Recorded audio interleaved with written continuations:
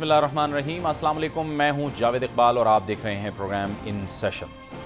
इस हफ्ते भी काफ़ी अहम मामलात पाकिस्तान की सियासत में ज़ेर बहस रहे। एक तरफ दोहरी शहरियत के मामले पर इत्तेहादियों में दरारें या इत्तेहादियों के तहफ़्फ़ुज़ात, तो दूसरी तरफ तौहीन अदालत का जो बिल था उसमें तरामीम जिस तेज़ी से और जिस उजलत से मंजूर कराई गई वो भी एक अहम तरीन सवाल था। लेकिन अभी की जो एक ताज़ा तरीन ख़बर आप दुनिया न्यूज़ पर देख रहे हैं, दुनिया न्यूज़ के हवाले से आपको बता रहे हैं हम कि नैब ने मुस्लिम लीग नून के कायद मियां नवाज शरीफ के ख़िलाफ़ जो एहतसाब अदालत में 3 केसेस थे, उनको एहतसाब अदालत को दरख्वास्त दी है कि ये केसेस खोले जाएँ। और ये जो केसेस थे ये साल 2001 से ट्रायल कोर्ट में ये मुकदमात ज़ेर इल्तिवा थे। ये ताज़ा तरीन ख़बर आई है। लेकिन इसके साथ साथ दूसरे फ्रंट पर हम देख रहे हैं कि हुकूमत और अपोजिशन में अफ़हाम व तफ़हीम इस हवाले से ज़रूर सामने नज़र आई कि चीफ़ इलेक्शन कमिश्नर का तक़र्रुर कर दिया गया। फ़खरुद्दीन जी इब्राहीम, जस्टिस रिटायर्ड फ़खरुद्दीन जी इब्राहीम का नाम अपोजिशन की जानिब से सामने आया था, जिसे हुकूमत ने तस्लीम किया। और हमने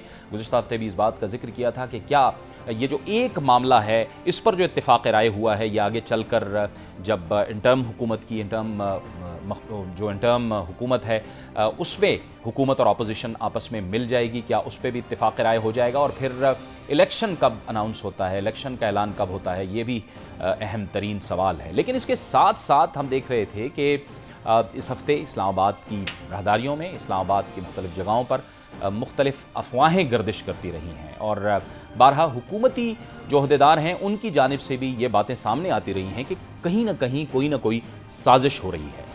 ये क्या साजिश हो रही है? क्या जमहूरियत की बिसात को लपेटने की साजिश हो रही है? और ये जो साजिश हो रही है या जो ये बात हो रही है ये आखिर आ कहाँ से रही है? जब बारहा chief of army staff general Ashfaq Parvez Kayani की जानिब से भी ये कहा गया कि वो अपने आइन और कानून के दायरे में रहते हुए इस मुल्क व कौम की खिदमत करते रहेंगे, वो भी जमहूरियत पसंद हैं। इसके साथ साथ सदर ख़ुद भी कहते हैं कि जमहूरियत को वक्त पूरा करने दिया जाए, इस निज़ाम को चलने दिया जाए। लेकिन इसके साथ साथ चीफ़ जस्टिस ऑफ पाकिस्तान जनाब जस्टिस इफ्तिखार मोहम्मद चौधरी की जानिब से जो गुज़िश्ता रोज़ इंतहाई काबिल तहसीन बयान सामने आया पार्लियामेंट के हवाले से, क्योंकि उनका कहना था कि इस मुल्क में आइन और कानून की बालादस्ती होगी और अगर पार्लियामेंट के ख़िलाफ़ कोई इक़दाम उठाया गया तो इस सबसे पहले अदलिया मुज़ाहिमत करेगी। इंतहाई काबिल तहसीन बयान था जनाब चीफ़ जस्टिस इफ्तिखार मोहम्मद चौधरी साहब का। उन्होंने क्या कहा, पहले आपको वो सुनवाते हैं। आप तमाम लोगों पर और उन लोगों पर जिनके ज़हन में किसी किस्म का भी कोई शक शुबा है, इस बात को दोहराता हूं कि अब सिर्फ और सिर्फ आइन की हुक्मरानी और कानून की हुक्मरानी होगी। अगर कोई इस किस्म का इस मुल्क के साथ, इस मुल्क की अदलिया के साथ, इस मुल्क की अवाम के साथ, इस मुल्क की पार्लियामेंट के साथ कोई किसी किस्म की ज्यादती हुई तो मैं ये समझता हूं तो सबसे पहले जो उसकी मुखालफत होगी इसी तरीके से जैसे 3 नवंबर 2007 हुई थी वो अदलिया की तरफ से होगी। ये बयान तो आपने देखा कि जनाब चीफ जस्टिस साहब ने क्या कहा, लेकिन इसके साथ साथ 25 जुलाई तक का वक्त दे दिया गया है NRO अमल दरामद केस के हवाले से वज़ीर आज़म को स्विस हुकाम को ख़त लिखने के हवाले से। क्या 25 जुलाई तक ये मामला हल हो पाएगा? और जब सब बड़े ये कहते हैं कि जमहूरियत का एहतराम किया जाए तो फिर ये साजिश क्या है? ये ख़तरा कहाँ से है जमहूरियत को? क्या ये अंदरूनी कमज़ोरियों की वजह से ख़तरा है या बाहर से कोई ख़तरा है? इस पर हम तफसील से बात करेंगे एक ब्रेक के बाद।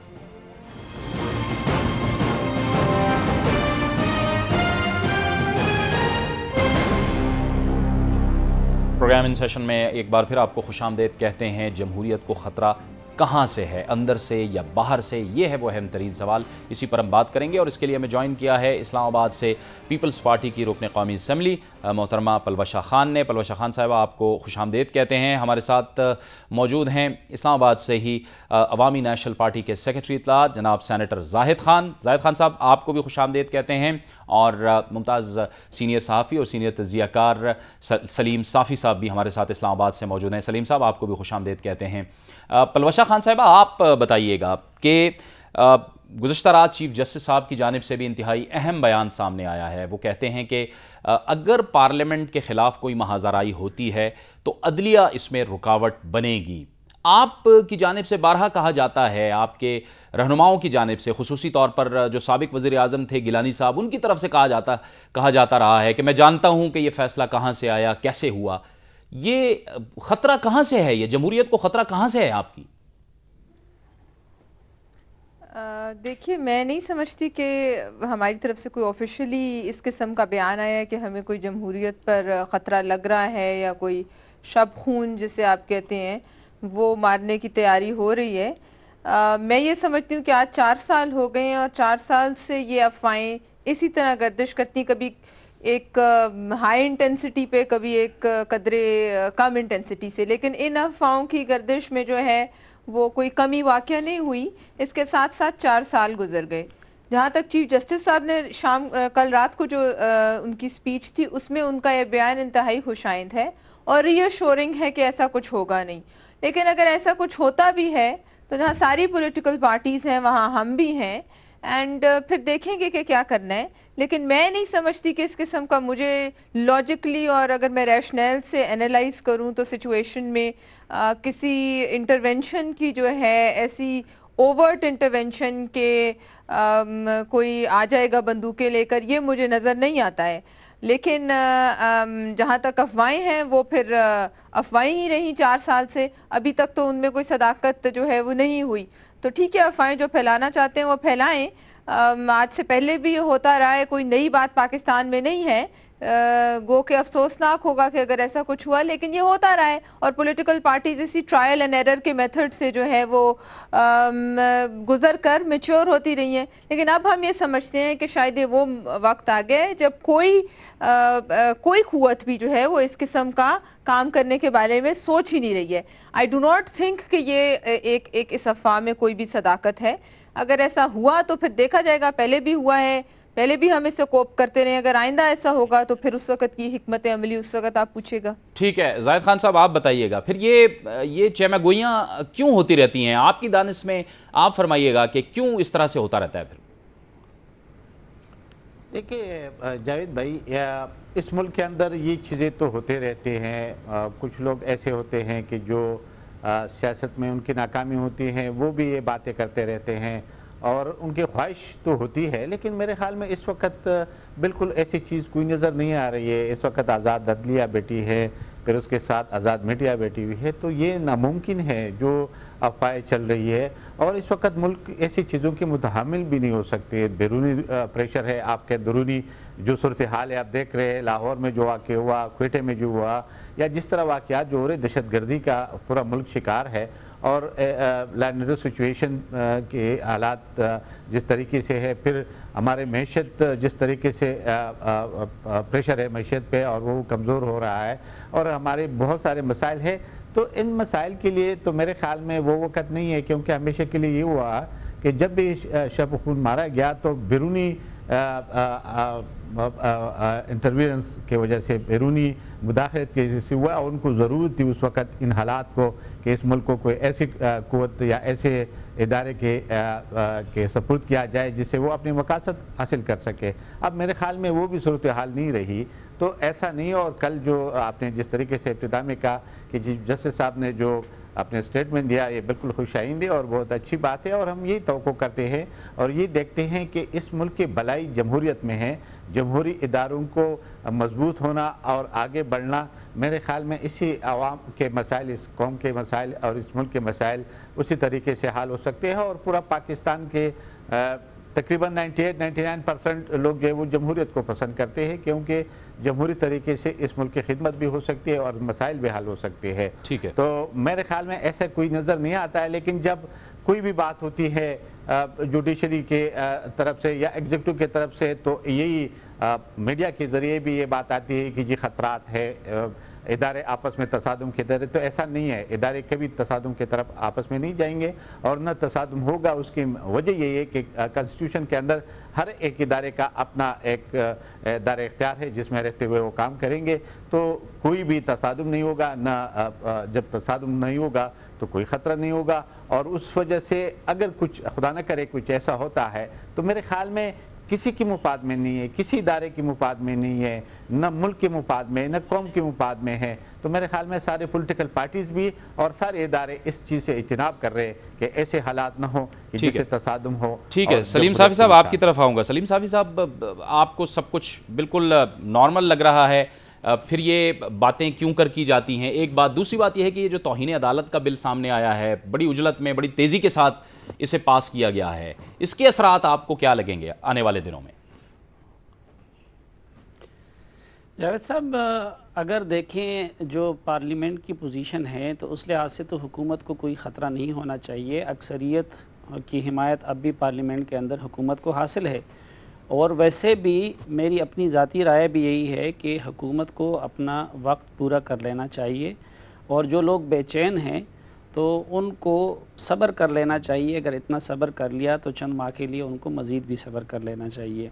لیکن اس میں بھی کوئی شک نہیں کہ اس وقت اداروں کے درمیان تصادم جاری ہے, اور یہ ایک عرصے سے جاری ہے. اور جب اس طرح کی صورتحال ہو تو پھر پاکستان جیسے ملک میں کسی حادثے کے امکان کو رد نہیں کیا جا سکتا.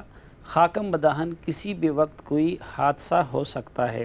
تیسری بات یہ کہ ابھی جو زاہد خان صاحب فرما رہے تھے, یعنی ہم جب تبدیلی کے امکان کو مسترد کرتے ہیں تو وہ بھی اس بنیاد پہ کرتے ہیں کہ دیکھو معیشت تباہ ہے, دیکھو دہشت گردی ہو رہی ہے, دیکھو باہر کے خطرات ہیں, دیکھو لوڈ شیڈنگ ہے. اور ظاہری بات ہے کہ ہر کوئی یہ سوچتا ہے کہ اس گند کو شاید کوئی اور اپنے کاندھوں پہ نہیں لینا چاہے گا, لیکن اس کے ساتھ ساتھ ذہن میں یہ بھی سوال آتا ہے کہ انہی مسائل کے حل کے لیے اسی حکومت کو یہ مینڈیٹ دے دیا گیا تھا. اب سوال یہ ہے کہ آج تو ان کو کہنا یہ چاہیے تھا کہ دیکھو آپ کوئی تبدیلی کی بات نہ کرو, ہم نے یہ مسئلہ حل کر دیا, ہم نے وہ مسئلہ حل کر دیا. لیکن آج حکومت کے پاس بھی لوگوں کو دکھانے کے لیے وہ مسائل ہیں. تو ظاہری بات ہے کہ یہ سوچ مختلف حلقوں میں ہے کہ بھائی جب مسائل حل نہیں ہو رہے ہیں اور 4.5 سال میں حل نہیں کر سکی یہ حکومت, تو اگر مزید یہ چلتی رہے گی تو ان مسائل کو مزید بڑھاوا دے گی. ایک اور خطرہ جو مجھے محسوس ہو رہا ہے سسٹم کو, وہ امریکہ اور ویسٹ کی طرف سے ہیں. ہمارے ہاں لوگ اس بات پہ مطمئن ہے کہ چونکہ فوج اور امریکہ کے تعلقات خراب ہیں اور چونکہ پاکستان پہ بیرونی پریشر بہت ہے, تو اس لیے ان حالات میں امریکہ پاکستان میں فوج کو الاؤ نہیں کرے گی کہ وہ مداخلت کرے. لیکن میرا طالب علمانہ مشاہدہ یہ ہے کہ اس طرح کے حالات میں امریکہ کی سب سے بڑی خواہش ہوتی ہے کہ وہ جمہوریت کو ڈیریل کر کے فوج کو لے آئے تاکہ وہ آسانی کے ساتھ فوج کو بلیک میل کر سکے. تو یعنی نتیجے کے طور پر ہم یہ بات کہہ سکتے ہیں کہ خطرہ نہیں ہے, ہونا نہیں چاہیے. پارلیمنٹ کے اندر اکثریت ہے.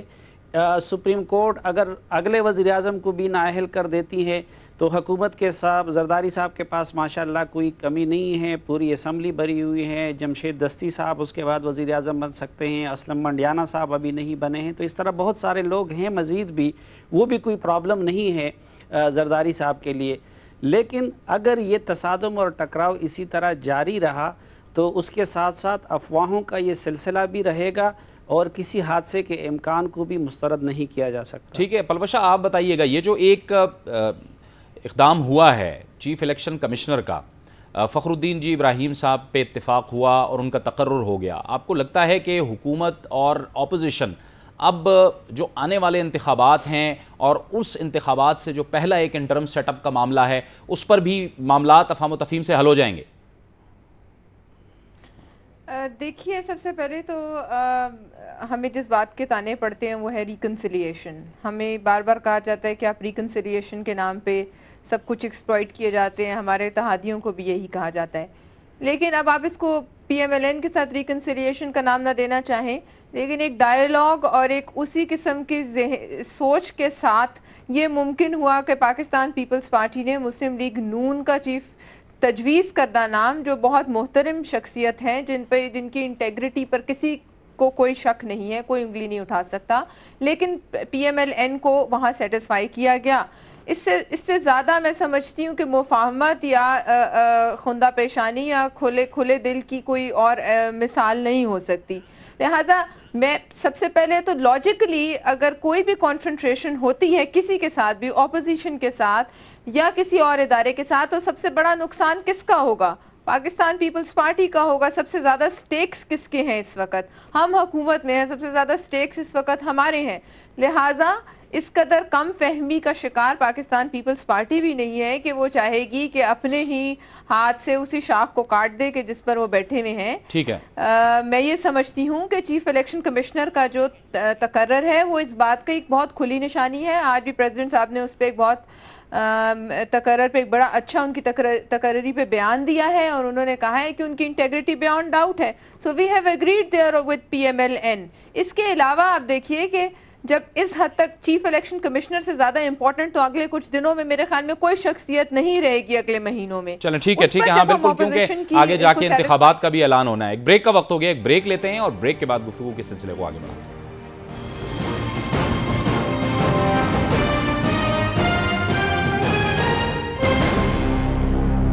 प्रोग्राम इन सेशन में एक बार फिर आपको खुशामदीद कहते हैं। अब एक अहम कानूनी नुक्ते की तरफ जाएंगे और जिसमें 25 जुलाई को स्विस हुकाम को ख़त लिखने तक की मोहलत दी गई है वज़ीर आज़म को, एक बार फिर नए वज़ीर आज़म को, क्योंकि जो गुज़िश्ता वज़ीर आज़म थे, साबिक़ वज़ीर आज़म थे यूसुफ रज़ा गिलानी, वो भी तौहीन अदालत केस में मुजरिम करार पाए और उसके बाद अदालती फ़ैसला उनके ख़िलाफ़ आया। अब नए वज़ीर आज़म राजा परवेज़ अशरफ के लिए भी ये एक अहम चैलेंज है। लेकिन इस दौरान तौहीन अदालत का नया कानून मंजूर हुआ है कौमी असम्बली और सेनेट से, क्योंकि उसमें कहा गया है कि जो गवर्नर्स हैं, वफाकी वज़रा हैं, सूबाई वज़रा हैं और जो अहम तरीन ओहदे हैं उनको इस्तिस्ना हासिल होगा। अब जब ये केस सामने आएगा और 25 जुलाई आएगी और उसके बाद वज़ीर आज़म की जानिब से जवाब सामने आएगा, तो सवाल ये पैदा होता है कि आया ये पुराना वाला कानून इस केस के हवाले से, चूंकि केस पुराना है तो पुराना वाला कानून लागू होगा या नया कानून लागू होगा, इसी पर हम बात करेंगे। और इसके लिए हमें ज्वाइन किया है मुमताज़ आइनी माहिर जनाब सलमान अकरम राजा ने, जो इस वक्त हमारे साथ टेलीफोन लाइन पर मौजूद हैं। बहुत शुक्रिया सलमान अकरम साहब। ये जो नया कानून है, ये इसमें तरामीम की गई हैं या हम इनको कह सकते हैं कि ये बिल्कुल नया कानून है? जब ये स्विस हुकाम वाला मामला आएगा तो वज़ीर आज़म राजा परवेज़ अशरफ के लिए जब अगर का लफ्ज़ हम इस्तेमाल कर रहे हैं कि तौहीन अदालत का मामला आता है, तो पुराना कानून लागू होगा क्योंकि वो पुराना केस चला आ रहा है, या फिर जो वक्त के मुताबिक जो कानून होगा वो लागू होगा? जी, जो तौहीन अदालत का मामला है वो मनसब से उसका ताल्लुक नहीं है, उसका ताल्लुक शख्सियत से है, ज़ात से है। अब सवाल ये होगा कि वज़ीर आज़म साहब ने, राजा परवेज़ अशरफ ने, अगर उन्होंने तौहीन अदालत की है या अगर वो तौहीन अदालत के मुर्तकिब होते हैं तो क्या तारीख है जिस तारीख से उनको तौहीन अदालत का मुर्तकिब समझा जाएगा? उस दिन जो कानून मुल्क में नाफिजुल अमल था वो कानून तौहीन अदालत के सब्सटेंटिव मामलात को रेगुलेट करेगा, यानी कि तौहीन अदालत क्या है, तौहीन अदालत की सज़ा क्या होनी चाहिए, अगर सज़ा होती है तो उस सूरत में अपील मौजूद है या नहीं है, वो तमाम बातें वो कानून मुतय्यन करेगा जो उस दिन नाफिजुल अमल है जिस दिन तौहीन अदालत हो। अब राजा परवेज़ अशरफ साहब के हवाले से ये मामला इतना सीधा नहीं है कि उन्होंने अगर 25 तारीख को अदालत को ये कहा कि वो खत नहीं लिखेंगे तो क्या उस दिन तौहीन तसव्वुर की जाएगी या तौहीन उससे पहले तसव्वुर की जाएगी, जब उन्होंने मीडिया में कहा कि हमारा फैसला वही है, मेरा रद्द अमल वही होगा जो यूसुफ रज़ा गिलानी साहब का था। गालिबन वज़ीर आज़म बनने के 2 दिन बाद उन्होंने ये बयान अखबार नवीसों के सामने दिया था। क्या उस दिन से तौहीन तसव्वुर की जाएगी? ये मामला अदालत खुद तय करेगी कि तौहीन किस दिन हुई, और जिस दिन तौहीन हुई उस दिन जो कानून मौजूद था वो सब्सटेंटिव मामला, जैसा कि मैंने अर्ज किया, उनको रेगुलेट करेगा। लेकिन जहाँ तक प्रोसीजर का ताल्लुक है कि शो कॉज नोटिस किस तरह देना है, किसको नोटिस करने हैं, कितने दिन दिए जाएंगे जवाब देने के लिए, वो तमाम बातें वो कानून रेगुलेट करेगा, मुतय्यन करेगा, जो मौजूद होगा जब जिस दिन शो कॉज नोटिस उनको दिया जाएगा और कार्रवाई आगे चलेगी। शो कॉज नोटिस, उसके बाद फर्द जुर्म, ये तमाम मामलात जो हैं, जो प्रोसीजरल नौयत के मामलात हैं, वो यकीनन नए कानून के तहत ही रेगुलेट होंगे। लेकिन सब्सटेंटिव मामलात कि तौहीन अदालत है क्या, उसकी जुज़ियात क्या हैं, उसकी सज़ा क्या होनी चाहिए, वो कानून तय करेगा जो नाफिजुल अमल था जिस दिन। अच्छा, इसमें लेकिन सलमान साहब हम देखते रहे हैं कि साबिक वज़ीर आज़म ये कहते रहे हैं कि तौहीन अदालत का कानून तो सिरे से मुल्क में मौजूद ही नहीं है। जब मौजूद ही नहीं है तो फिर ये آیا ترامیم کس چیز میں کی گئی ہیں, کون سی نئی شقیں شامل کی گئی ہیں, یا پھر ہم اس کو کہیں کہ یہ بالکل نیا قانون ہے؟ نہیں دیکھیں, دو باتیں ہیں. قانون میں ترمیم نہیں کی گئی, یہ بالکل ایک نیا قانون بنایا گیا ہے. یہ کنٹیمپٹ کا قانون جو ہے, کنٹیمپٹ آف کورٹ ایکٹ 2012 ہے. کسی پچھلے قانون میں ترمیم نہیں کی گئی, تو یہ بات سامنے رہے. دوسرا, یہ کہنا کہ سرے سے کوئی قانون تھا ہی نہیں, یہ غلط بات ہے. ایک تو آئین کا آرٹیکل 204 خود ایک قانون ہے جو توہین کو ڈیفائن بھی کرتا ہے, اس کے حوالے سے سزا کا ذکر بھی کرتا ہے, اس کو ایک جرم جو ہے مقرر کرتا ہے. لیکن آرٹیکل 204 کے علاوہ 2003 کا کنٹیمپٹ آف کورٹ آرڈیننس موجود تھا, اور ابھی حال ہی میں کل پرسوں جب یہ ملک ریاض کے معاملے میں سپریم کورٹ میں بحث ہو رہی تھی, تو ایک 3 ممبر بینچ کا بالکل یہ واضح خیال تھا کہ 2003 کا آرڈیننس موجود تھا, تا وقتے کے 2012 کے ایکٹ نے اس کو ریپیل کیا. لہذا یہ کہنا غلط تھا کہ 2012 کے ایکٹ سے پہلے ملک میں کوئی توہین کا قانون ہی نہیں تھا. توہین عدالت کا قانون موجود تھا, اب اس قانون کی جگہ ایک نیا قانون آ گیا ہے. اب یہ قانون کس حد تک آئینی ہے, اس کی کون سی شکیں رہ سکیں گی, کن شکوں کو شاید سپریم کورٹ کا لغم قرار دے دے, یہ تمام معاملات اگلے چند ہفتوں میں. ٹھیک ہے. اچھا زاہد خان صاحب, آپ بتائیے گا, توہین عدالت کا قانون, اس کے بارے میں تاثر یہ ہے کہ بڑی جلدی میں, بڑی تیزی میں یہ منظور کیا گیا, شاید ایک شخص کو بچانے کے لیے منظور کیا گیا. اب یہاں پر سوال یہ پیدا ہوتا ہے کہ اس سے مسائل تو پیدا نہیں ہوں گے, کیونکہ اس حوالے سے آپ کی جماعت کے بھی کچھ تحفظات تو سامنے آئے تھے. نہیں دیکھیں جاوید اقبال صاحب, چونکہ میں لائر نہیں ہوں, میں تو ایک سیاسی کارکن ہوں, میں راجہ صاحب کو سن رہا تھا. 2003 والا جو آرڈیننس آیا تھا وہ ایک ڈکٹیٹر نے لے کے آیا تھا, اور ہمیشہ کے لیے جب آرڈیننس آتے ہیں, میرے سے زیادہ تو راجہ صاحب سمجھتا ہے کہ وہ 90 ڈیز کے لیے ہوتا ہے, اور اس کو پارلیمنٹ موجود ہو تو پارلیمنٹ سے اس کی منظوری لی جاتی ہے. اگر پارلیمنٹ کے منظوری نہ ہو تو لیپس ہو جاتا ہے اور وہ قانون نہیں رہتا ہے. پھر 2004 میں اس کو ریپیل کیا گیا, لیکن میرے خیال میں, مجھے تو ابھی اتنا صحیح اندازہ نہیں ہے, لیکن اس کے بعد اس کے لیے کوئی قانونی شکل نہیں دیا گیا. اب چونکہ نیا آیا ہے, اور اس پہ ہمارا یہ اختلاف رائے پہلے تھا کہ چونکہ یہ پورا پاکستان کے 18 کروڑ عوام کو یہ اختیار دیا جائے کہ وہ جس فیصلے کے یا جس بھی بات پہ وہ اپنا رائے کا اظہار کر سکتے, آزادانہ طریقے سے کر سکتے, اور ابھی یہ بھی اس آئین کا حصہ ہے.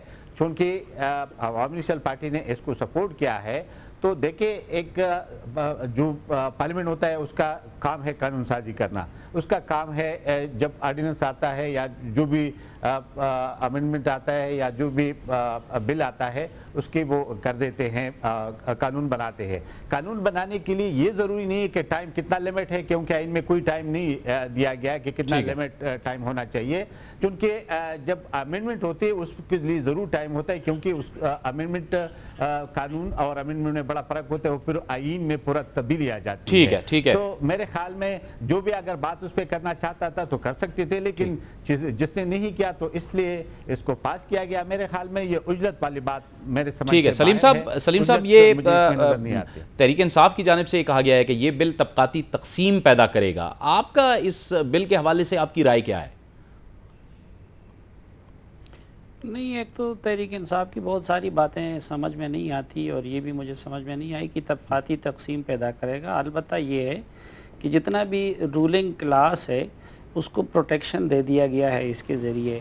معاملہ میرے خیال میں اتنا پیچیدہ نہیں ہے, بڑا سہل ہے. جو پہلے ہم بات کر رہے تھے کہ اداروں کا ٹکراؤ ہے, تو اس لحاظ سے حکومت کے پاس پارلیمنٹ کا ہتھیار ہے, تو وہ جس وقت چاہتی ہے سپریم کورٹ سے بچاؤ کے لیے یا سپریم کورٹ کے سامنے اپنی پوزیشن کو مضبوط بنانے کے لیے وہ پارلیمنٹ کو استعمال کرتی ہے. اور اسی سوچ کے تحت, نہ یہ کسی میرٹ کے تحت یہ قانون بنایا گیا ہے, اور اگر ڈکٹیٹر کا بنایا ہوا قانون تھا اور اتنا ان کو برا لگ رہا تھا یا اس کا ملک و قوم کو کوئی نقصان ہو رہا تھا, تو اس سے پہلے جب 18ویں آئینی ترمیم منظور ہو رہی تھی تو اس میں اس معاملے کو بھی اٹھایا جا سکتا تھا اور اس میں بھی تبدیلی لائی جا سکتی تھی. یا پچھلے 4 سالوں میں یہ کام کیوں نہیں کیا گیا؟ اس کے جواب میں سپریم کورٹ کے پاس اپنی ایک طاقت ہے, اس کے پاس اپنا ایک ہتھیار ہے. تو یہ ایک مقابلہ ہے, ادھر سے بھی اقدام ہوتا ہے اور ادھر سے بھی جوابی اقدام ہوتا ہے. حکومت نے अपना इकदाम कर लिया, अब सुप्रीम कोर्ट का इंतज़ार है कि उधर से इसके बारे में क्या फैसला आता है। ठीक है सलीम साहब, गुफ्तगू को आगे बढ़ाते हैं, लेकिन वक्त हो गया एक ब्रेक का। ब्रेक लेते हैं और ब्रेक के बाद प्रोग्राम का सिलसिला जारी रहेगा।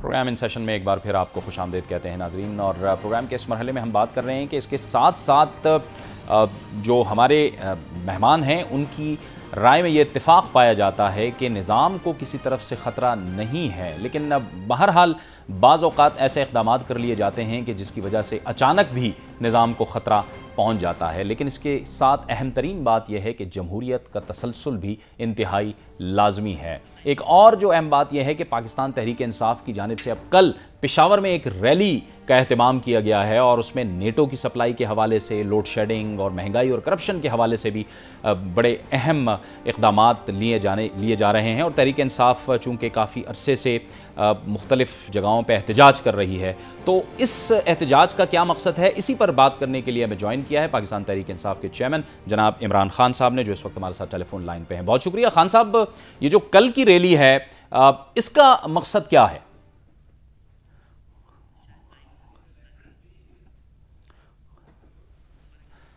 जी खान साहब, आपको आवाज़ आ रही है?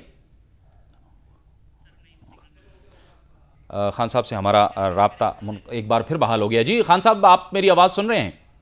जी जी जावेद, आपकी बात। जी बहुत शुक्रिया। खान साहब, आप बताइएगा कि कल आपने एक रैली का एहतमाम किया है पेशावर में, इस रैली का मकसद क्या है, इस एहतजाज का मकसद क्या है? ये एक एहतजाज वॉक है, यानी हम मार्च करेंगे, इसमें वो जलसा नहीं है, एक वॉक है, प्रोटेस्ट वॉक है। ये जो नेटो सप्लाईज के ऊपर भी है और खास तौर पर ड्रोन अटैक्स पे है। जिस तरह बेदर्दी से इन्होंने लोग मारते जा रहे हैं, और पार्लियामेंट की रेजोल्यूशन भी है, पार्लियामेंट को कोई फिक्र नहीं है, तो हुकूमत पे भी प्रेशर है और इंटरनेशनली भी अमेरिकनों के ऊपर प्रेशर डालना चाहते हैं कल जो हमारा प्रोटेस्ट है पेशावर में। लेकिन खान साहब, नेटो की सप्लाई तो बहाल हो चुकी है, आप क्या समझते हैं? आप पहले भी पेशावर में एहतजाज कर चुके हैं ड्रोन हमलों के ख़िलाफ़। हमने देखा कि ये नेटो की सप्लाई तो बहाल हो गई, वहाँ से सॉरी का लफ्ज़ कह दिया गया, लेकिन इसके साथ साथ जो हमने नेगोशिएट किया अमेरिका के साथ, क्या आप समझते हैं कि उससे हमें मुतमईन हो जाना चाहिए? क्योंकि हम देख रहे हैं कि ड्रोन हमले भी जारी हैं, सिलसिले तो वही जारी हैं। देखिए जावेद, असल में ये जो सब कुछ हुआ है, अमेरिकनों ने पाकिस्तान को पाकिस्तान की गुलामी का एहसास दिलवाया है। ये जो कहते हैं बैठ के पार्लियामेंट में कि पार्लियामेंट सॉवरन है, हालांकि कॉन्स्टिट्यूशन सॉवरन होती है, लेकिन पार्लियामेंट की रेजोल्यूशन बार बार पार्लियामेंट ने सोच के फैसला किया, और जो जितने भी इन्होंने पॉइंट्स दिए, वो एक पॉइंट के ऊपर अमेरिका नहीं माना इनकी बात। यानी इन्होंने पैसे भी ज्यादा मांग लिए, वो भी उन्होंने माने, इन्होंने जो भी चीजें, माफी उन्होंने कहा कि दोनों तरफ से हुआ है। हालांकि पाकिस्तान की फौज ने जो पब्लिश किया था इवेंट, उसमें तो उन्होंने कहा कत्ल किया लोगों को। तो हर तरह अगर आप देखेंगे, उन्होंने किसी चीज पे भी नहीं बात मानी, और तो इन्होंने आखिर, और ड्रोन अटैक्स के ऊपर उन्होंने बिल्कुल बात नहीं मानी। अब मैं ऐसे सवाल पूछता हूं कि एक सॉवरेन असेंबली का क्या काम, कोई एक आदमी भी रिजाइन कर दे, कोई तो बोले इसके खिलाफ। क्योंकि हमने तो शुरू में, जब आज से 1 साल पहले जब हमने शुरू किया था, मई पिछले साल, ड्रोन अटैक्स के खिलाफ, और पेशावर से शुरू किया था, तो उसके बाद पार्लियामेंट की रेजोल्यूशन आई थी। हमने तो अपनी मुल्क की पार्लियामेंट के ऊपर डालना, हम अमेरिका पे क्या, वो तो खैर हम अपनी तौर पे, मैं इंटरनेशनली मीडिया के थ्रू, एक इंटरनेशनल ह्यूमन राइट्स ऑर्गेनाइजेशन है, उसके थ्रू हम उनके ऊपर प्रेशर डालते हैं, लेकिन असल तो गवर्नमेंट की जिम्मेदारी है। अब हमारी गवर्नमेंट ने ये साबित किया है कि इनके पास कोई दम नहीं है खड़े होने का, पाकिस्तान के राइट्स को प्रोटेक्ट करने का, पाकिस्तानियों के हुकूक, ह्यूमन राइट्स की प्रोटेक्शन में इनमें कोई दम नहीं है। लिहाजा एक पॉलिटिकल पार्टी गवर्नमेंट पे भी प्रेशर डालेगी, और उम्मीद रखते हैं कि इंटरनेशनली पे कवर होगा। ठीक है खान साहब, एक जो इक़दाम हुआ है, चीफ इलेक्शन कमिश्नर का तकर्रुर जो हुआ है, जस्टिस रिटायर्ड फ़खरुद्दीन जी इब्राहिम साहब, बड़ा मोतबर नाम है, बड़े इज़्ज़त वाले शख्स हैं वो, पाकिस्तान की तारीख़ में उनका बड़ा नाम है। आप ये फरमाइएगा कि आप भी ये मुतालबा करते रहे हैं, आज़ाद इलेक्शन कमीशन के क़याम का मुतालबा, इस नाम के तकर्रुर को आप किस तरह से देखते हैं? मैं समझता हूँ अगर इस हुकूमत को कोई भी क्रेडिट मिलता है वो फ़खरुद्दीन जी इब्राहिम का है। کیونکہ یہ ایک ایسا نام ہے جس کی لوگ عزت کرتے ہیں، سب کو پتہ کہ غیر جانبدار ہیں، اصول والے انسان ہیں، تو ہم تو بالکل ان کو بیک کرتے ہیں. لیکن پرابلم یہ ہوگا کہ کیا انہوں نے فخر الدین صاحب کو وہ کام کرنے دینا ہے، الیکشن کمیشن کو آزاد رکھنا ہے، کیا کیئر ٹیکر سیٹ اپ کیسا آتا ہے، کیونکہ اصل تو ڈیپینڈ کرے گا کہ الیکشن کس طرح کا کیئر ٹیکر سیٹ اپ لے کے آئے گا. تو یہ تو پہلا بڑا اچھا قدم انہوں نے اٹھایا، اور اگر کیئر ٹیکر سیٹ اپ بھی ٹھیک آ جاتا ہے جو غیر جانبدار ہو، یہ تو میں سمجھتا ہوں یہ فری اینڈ فیئر الیکشن یہ بہت بڑی چیز ہو جائے گی پاکستان کی تاریخ میں اگر فری اینڈ فیئر الیکشن ہو گئے. بہت بہت شکریہ. عمران خان صاحب پاکستان تحریک انصاف کے چیئرمین ہم سے گفتگو کر رہے تھے، اور ان کا یہ کہنا تھا کہ اگر موجودہ حکومت کو واحد کوئی کریڈٹ جاتا ہے تو وہ واحد کریڈٹ یہی ہے کہ جسٹس فخر الدین جی ابراہیم صاحب کو نیا جو چیف الیکشن کمشنر بنایا ہے یہ ایک اہم ہے، کیونکہ یہ پہلا قدم ہے کہ آزاد اور شفاف الیکشنز کی جانب ہو سکتا ہے. لیکن ان کا یہ بھی کہنا تھا کہ انہیں کام کرنے دیا جائے. ممتاز سیاسی تجزیہ کار اور سینئر صحافی جناب افتخار احمد صاحب بھی ہمارے ساتھ موجود ہیں. افتخار صاحب، عمران خان صاحب نے تو کہہ دیا ہے کہ یہ بڑا ایک اقدام، اچھا اقدام ہے جسٹس فخر الدین جی ابراہیم صاحب بحیثیت چیف الیکشن کمشنر کے. جس طرح سے حکومت اور اپوزیشن کے درمیان اس نام پہ اتفاق ہوا ہے، آپ کو لگ رہا ہے کہ معاملات ٹھیک ہیں، مطلب جمہوریت کے لیے کوئی مسئلہ نہیں ہے؟ دیکھیں، ہم 4.5 سال جمہوری عمل میں سے گزرے ہیں ابھی تک. کاش ہم 24.5 سال یا 34.5 سال گزرے ہوتے تو پھر آپ کے سوال کا جواب اور میں مثبت انداز میں دے سکتا. ابھی کہا عمران خان صاحب نے کہ چیف الیکشن کمشنر کی تعیناتی بہت اچھی ہے، تو انہوں نے اس کی تعریف کی تو ان کو تعریف کر دینی چاہیے تھی. اس ترمیم کی بھی جس ترمیم کی بنا پر ایسا فیصلہ ہوا، جس ترمیم میں یہ فیصلہ ہوا کہ پاکستان کا الیکشن کمشنر وہ ہوگا جو بائی پارٹیزن ہوگا، جس کو اپوزیشن اور حکومت کی مشاورت سے تعینات کیا جائے گا، تو اس 18ویں ترمیم کی بھی اگر تعریف کر دی جاتی تو کوئی بڑی بات نہیں. 19ویں ترمیم کی بھی اگر تعریف کر دی جائے تو بڑی بات نہیں. 20ویں کی بھی کر دی جائے تو بڑی بات نہیں. یہ اچیومنٹ ہے جمہوریت کی، پیپلز پارٹی کی نہیں، جمہوریت کی، پاکستان کی سیاسی جماعتوں کی. ان کی میچورٹی کی وجہ سے یہ فیصلے ہوئے ہیں، اور اس کا کریڈٹ پاکستان پیپلز پارٹی کو نہیں جاتا، پاکستان کی جمہوری پارٹیوں کو جاتا ہے. ان پارٹیوں کو جاتا ہے جنہوں نے جمہوریت کی جنگ لڑی ہے، جن کے کارکنوں نے جمہوریت کی بحالی کے لیے ماریں کھائی ہیں. تو میں تو بھائی بہت مطمئن ہوں.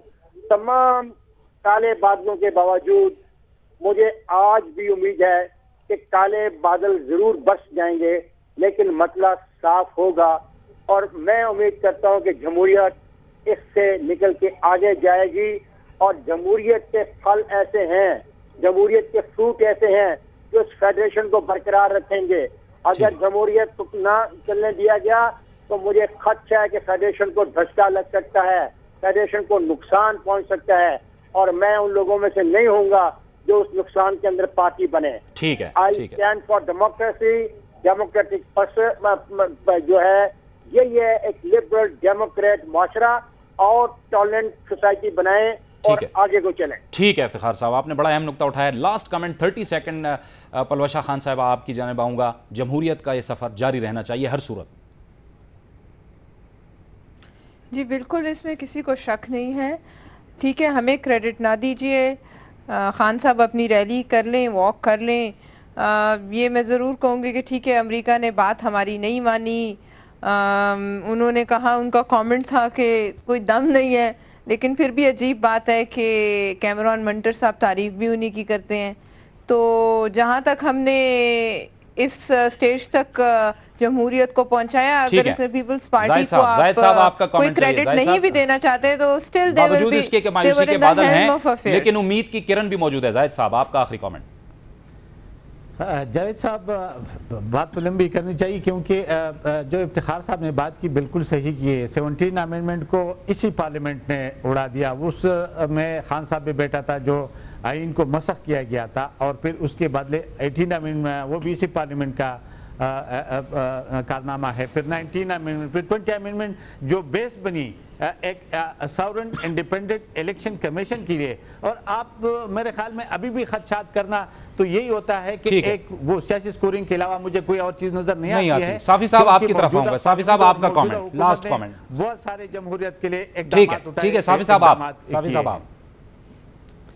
جی بات تو وہی ہے جو افتخار صاحب نے فرمایا کہ اس ملک کی بقا اور سلامتی کا ضامن جمہوریت ہے، لیکن جمہوریت ہوا میں بھی نہیں چل سکتی. یہ حقیقت ہے کہ تمام فریق یعنی ہماری جو پارلیمنٹ ہے یا پولیٹیکل لیڈرشپ ہے وہ بھی، عدلیہ بھی، میڈیا بھی اور اسٹیبلشمنٹ بھی اپنے حد میں نہیں رہتے. اگر یہ اپنے حد سے تجاوز جاری رہا تو جمہوریت. بہت شکریہ، بہت شکریہ، بہت شکریہ سلیم صافی صاحب، افتخار احمد صاحب آپ کا بھی بہت شکریہ، زاہد خان صاحب آپ کا بھی بہت شکریہ، پلبشا خان صاحب آپ کا بھی شکریہ، سلمان اکرم راجہ صاحب نے ہمیں جوائن کیا، ان کا بھی بہت شکریہ. پروگرام ان سیشن سے جاوید اقبال کو اجازت دیجیے، اللہ حافظ.